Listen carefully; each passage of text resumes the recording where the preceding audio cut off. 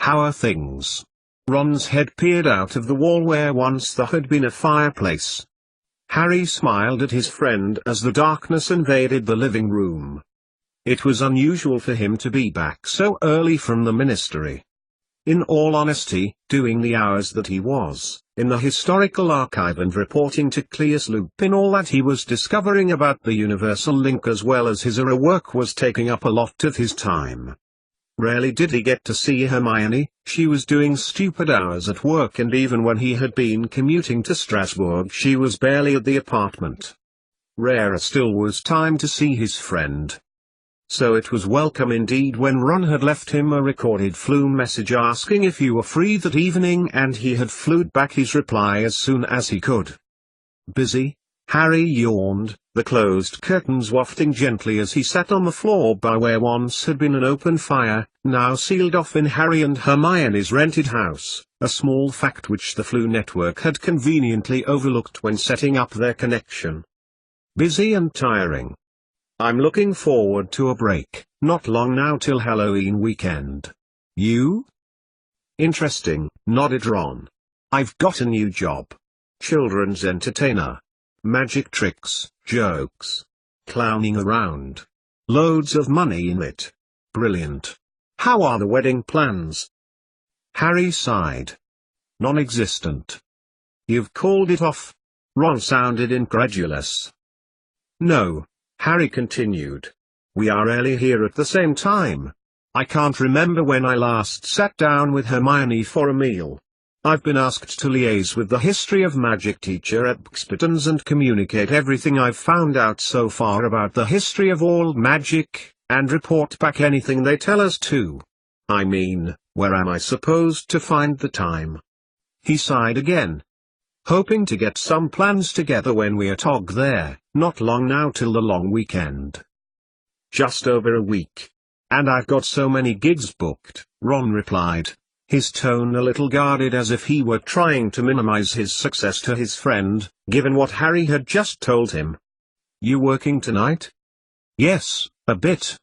He looked over at the conspicuous pile of papers and parchments on the kitchen table, but not tomorrow. You free to come over for the game? Cannons and knights? Nah mate, not tomorrow. Got plans. Plans? A girl? He felt Ron hesitate. Not just a girl, the same girl I told you about last time. Nice one. Harry was genuinely pleased for his out-of-luck with women best friend. For Ron to keep a relationship going for nearly a month was very good. What's going so well? Mate, sighed Ron, she's lovely. Outgoing, independent, a good laugh. His flaming head leaned closer towards Harry. Great in bed. At first it was only the sex, but now. Spare me. Harry interrupted quickly. What's her name, then? Ron paused, his face a poorly disguised image of innocence. All right. You don't have to tell me, Harry added. Nah, it's not like that, Ron replied hastily, looking intently at his friend. Well, like you said, Harry. 4 weeks 2 days is a record for me. Don't want to jinx it. It's okay. I understand. What was it you wanted anyway? To see if you were free tonight. Harry sighed, looking again at the table and wishing Cleus didn't keep moving the deadline forward. Can't. Look. He pointed to the table as Ron's head strained forward. Got that lot to go through, then a report due for Cleus tomorrow. They're up against it, with these conjurist attacks, Ron. You're better off where you are, with kids' parties. It's so heavy going, especially knowing what the reciprocators are going though. I haven't seen Mum in weeks and Dad has been pretty much in charge of them for nearly a fortnight. It's a war in all but name, with pretty violent extremists passing their views off as normal against us. I've got to do my bit, and get this in, Ron. It might just make a difference. What is it you've got to do? Ron's face beamed interest and, despite being under a confidentiality agreement, Harry figured it couldn't hurt. Basically, debunk conjurism. See how much evidence we've got that there's no point looking for the old magic and trying to live your life by it, like these crackpots are attempting to do. Have you made much progress? Couldn't say. Callias doesn't give much away. He was pleased that I've been through the art of the wise. A wizard at Durmstrang had interpreted an old copy and I cross-dated it through the ministry's archived. There is so little chronological basis for anything in there. Nothing which follows through logically. Doing the same with that lot. More stuff from the ministry? Some. I came across something interesting, though, and I remembered that stuff that arrived a few months ago with Mrs. Lupin's name on. You mean Mrs. Lupin, who is at Durmstrang now? Remus's wife? Yes. It's taken me a while to go through stuff. It's very detailed in places. I mean, who wants to know the amount of steps to the Durmstrang owlery and the type of stone they're made from? Well, she was sent there because she was getting off her nut. Just some things that are interesting. Callias doesn't think there's much of a connection but has asked for em to go thorough them.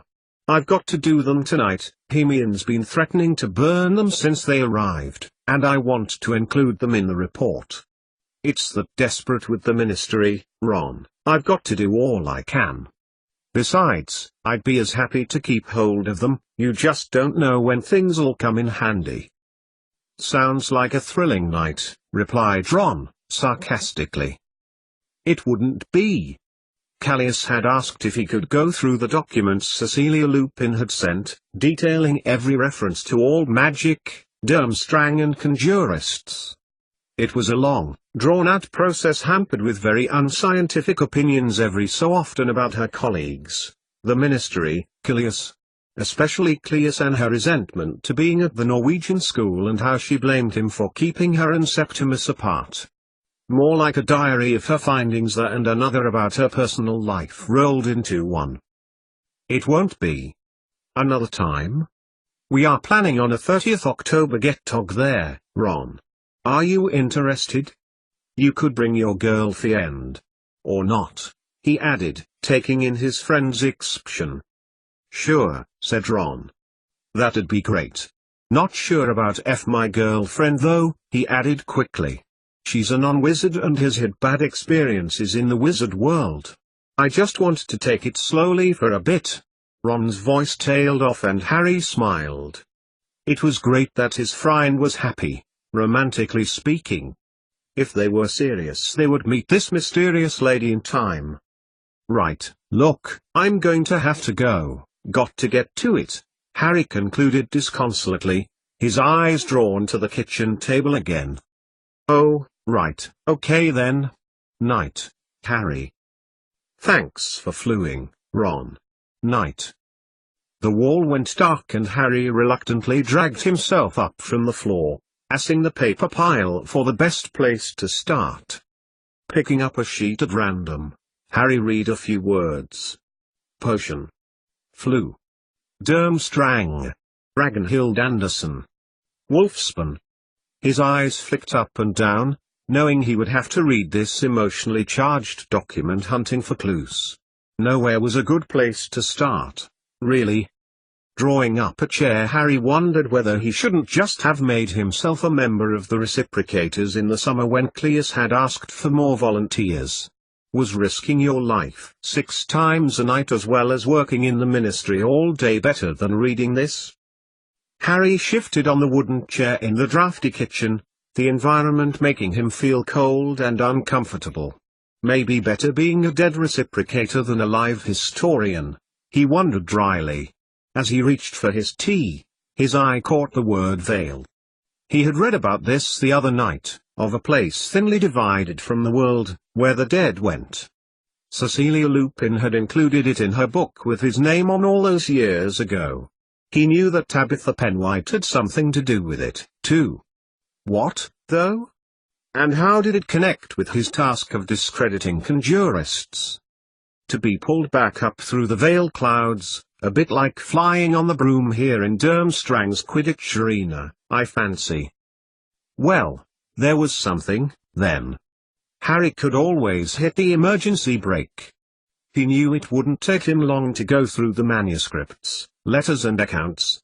But, if he got too bored, he could always tell Cleus that it was difficult to discern fact from fiction in Cecilia Lupin's writing. Surely the best place to hide things is in plain sight, Cleus? Well, you've done that right enough. This was true, mused Harry. It could be said that to hide Annie in plain view was rather safe, if done well. Brave, too. Or incredibly risky. At least this time tomorrow it could all go back to the Minister for Magic, everything, along with his report, and Harry could begin to plan for a fun 2 weekends time. Harry bent his head again, under the glow of the single kitchen light, and continued with his work. 88,888,888. Another light crackled in another grate. This time an unprecedented surge of energy was, just at this moment, being directed to the fourth-floor ice chamber that was alternatively called, by Cecilia Lupin, her bedroom at Durmstrang. Several times both wizards had attempted to coincide their flu connections, and several times had found Cecilia absent. Severus Snape had been about to contact Cleus Lupin instead of making one last final attempt, but instead had, at nearly 1 in the morning, decided to make one more attempt. An hour later, the now present Cecilia Lupin was lying, curled in a blanket near the flickering fire, trying to harness any warmth possible as her mind mulled over every one of the things about which that they had spoken. The adulation, fear, excitement, all of them washed over her again as each key point of the discussion rose, then waned to nothingness again. They were trying to work on potion for Remus. Snape was certain that it was a DNA match problem. He felt a cure was needed now, and time couldn't wait. It was vital for her to contribute to its development. Cecilia felt her pulse quicken.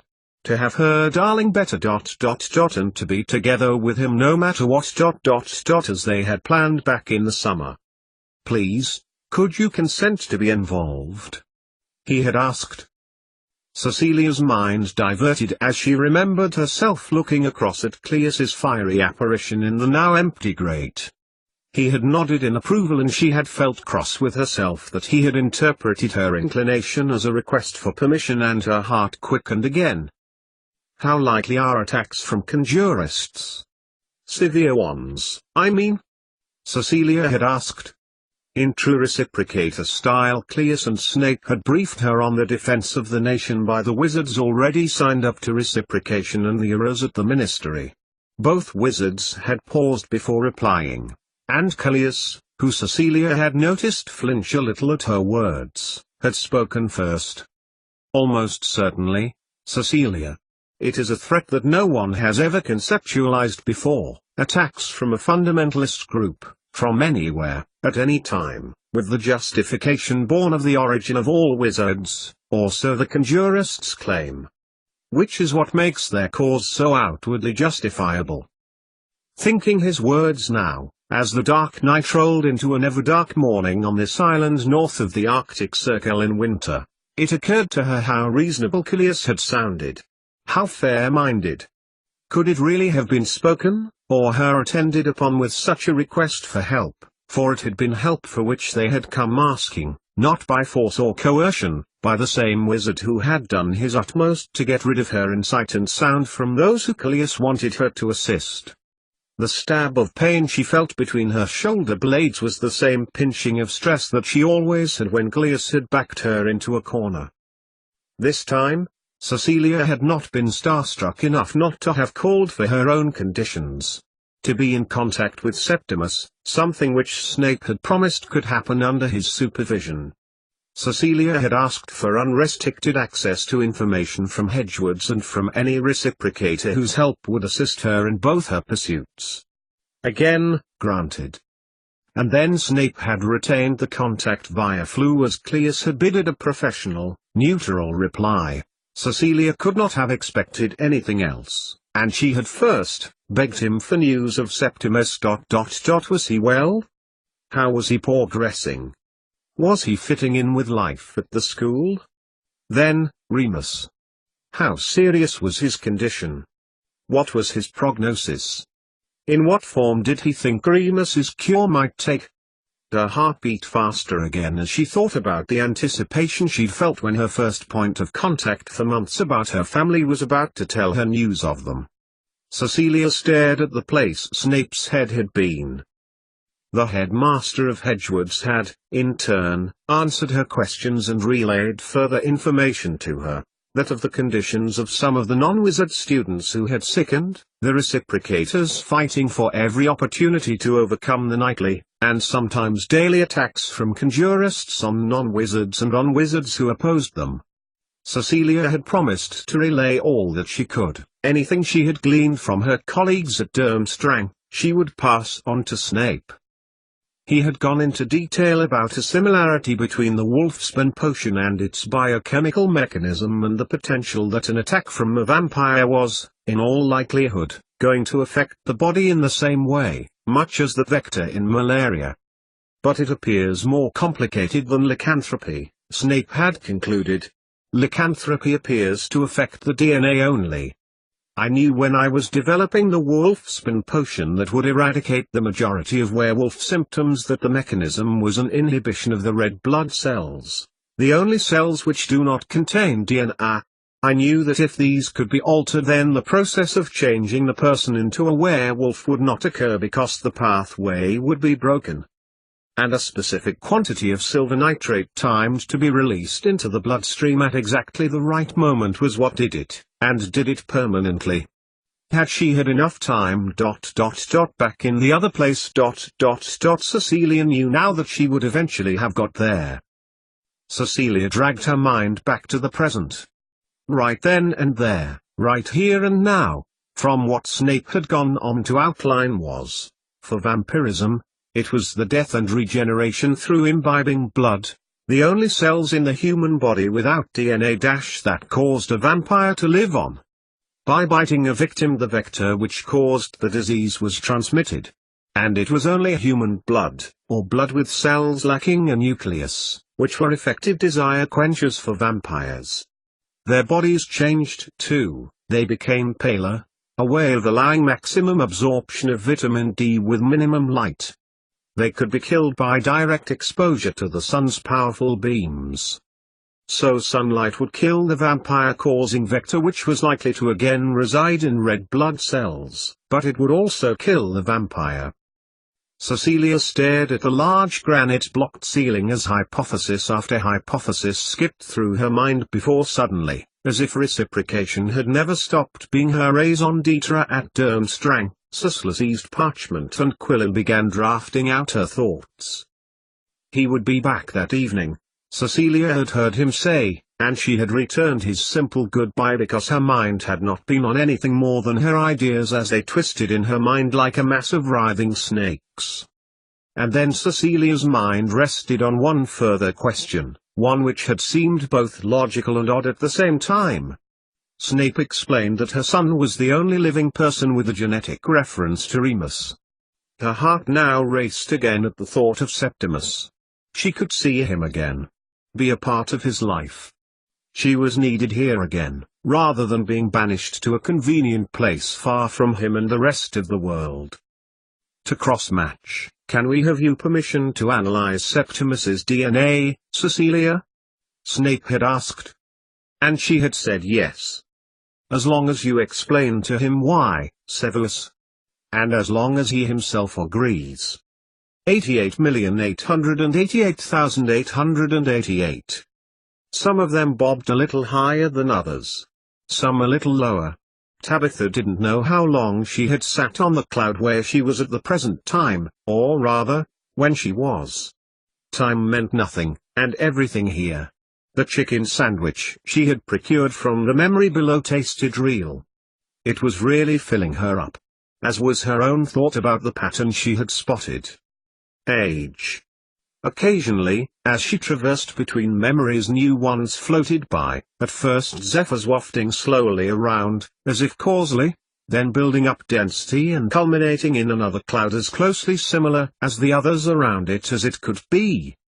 Tabitha sat there watching it form itself into its cloud, its contents unfolded as someone might an ordnance survey map. Inside, she knew, the snippet of a memory would be replaying itself.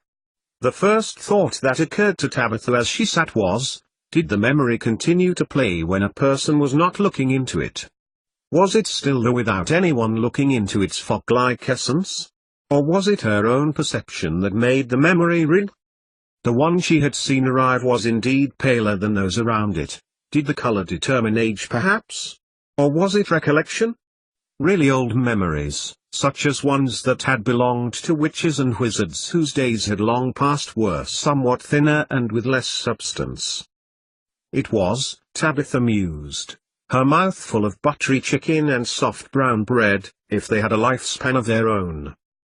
She looked down at the one she was sitting on, which had shot out a tendril and was slowly binding onto the newborn memory.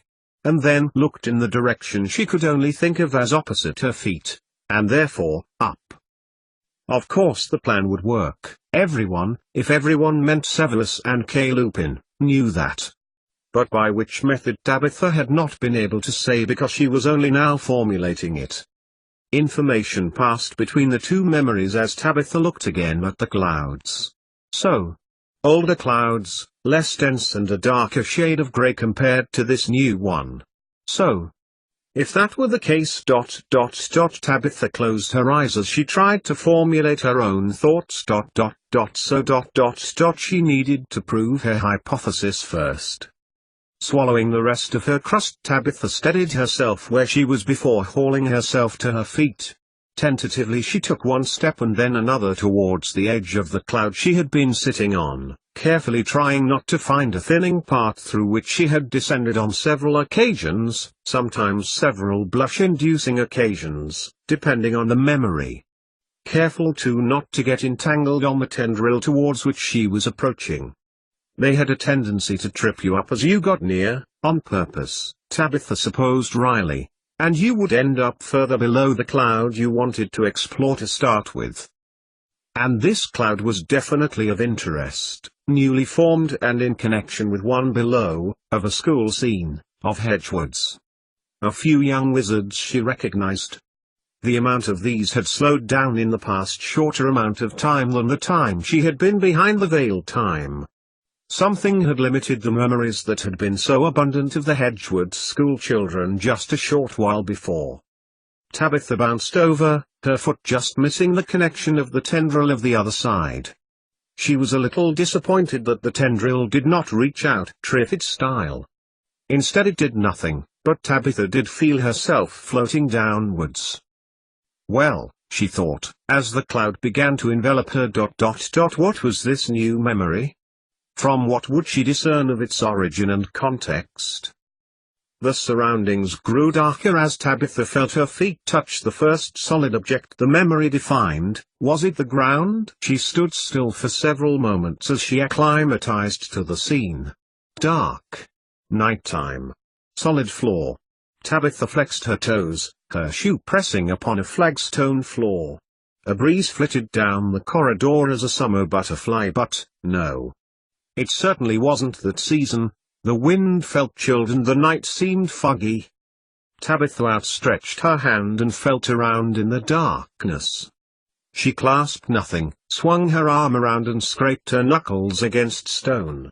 More stone, similar to the flagstone. There was little light about. Dusk seemed to have arrived according to the orange line on the horizon marking the sun's exit and dash. Tabitha stopped in her analysis of her location as footsteps and then voices came towards her and she shrank back into the shadows as two of them, boys by the looks of them, older, not teachers, as two older boys, Hedgewoods boys. Tabitha gleaned from their robes decided to stand not 6 feet from her. It was all he could do, weren't it? A voice more highly pitched than Tabitha would expect in a boy echoed around what must now She was figuring, be one of the stone passages that led to the grounds of the school, strictly out of bounds to all students but a known clandestine meeting place that was, more often than not, overlooked by staff so as to keep up a keen interest in problem-solving and intrigue. If only the students knew that their illegal meetings were actually being encouraged. What was? Take the things. Like they wanted. The letter. The L. Shut up, Keeps. Look, any sign of him coming? Eh? You know. That ass Potter. If only I could see him out in a proper duel, like in the old days. I'd give him European Ministry internship. Tabitha felt the silence of incomprehension fall. What happened to the locket, Keeps?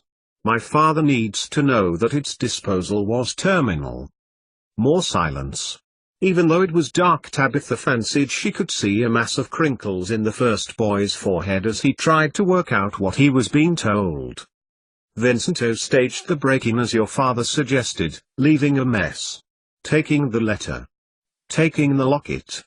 And then he did what he was told, like your dad said. And this time Tabitha was almost certain she could see the horrible smile as it played on the second boy's lips. Right then, the second boy broke off as feet scuffed on the stone floor, their noise getting louder. Someone else was joining them. So, you came then? He came, yeah? He came, didn't he, Fraser, eh? Shut up, Keeps. While you're at it, make yourself scarce. Eh? He means go away. Sam Potter's voice was authoritative, his tone assertive. By the sounds of shoe leather scraping on flagstone again, this Keeps person had done so. You said to meet you here, Blewett. And I am here. A pause. You'll have to better than that, Potter. What must I do? I'm sorry? Tabitha could hear the boy's sneering tone. While she was neutral in everything behind the veil, so as not to influence anything, Tabitha was beginning to feel an intense dislike for the boy. What must I do to gain internship? How much does it mean to you? There was a pause, as if the substance was being drained from the memory. Tabitha Penright felt a little dizzy at the sensation. She had never been in one that slowly faded before. Usually when the end of the time frame of a memory had arrived, the memory started back at the beginning. I'll do anything. The image was becoming a little shaky now, its rocking sensation slowly increasing around Tabitha. Your wand. The image was fading a little more noticeably now, as if someone were holding an old-fashioned negative picture strip up to the light, then turning down its strength. The memory doesn't want me here, thought Tabitha as, like a fish on a line, the memory railed at its tethering to the other memories. As she drifted above the two students, she saw Sam Potter place his hand over his own wand, which was placed on the palm of Fraser Blewett's. The wand glowed white for a moment, and Sam continued to look at it, talking. Samuel James Potter, do hereby. The light was fading now and the juddering was becoming more intense. That was the last image Tabitha heard before she was out of range and once again sitting on the top of the other cloud memory. No other memory cloud had ever behaved like that. It was something new. In her mysterious heart, Tabitha also knew that it was also vitally significant. The first piece of the puzzle.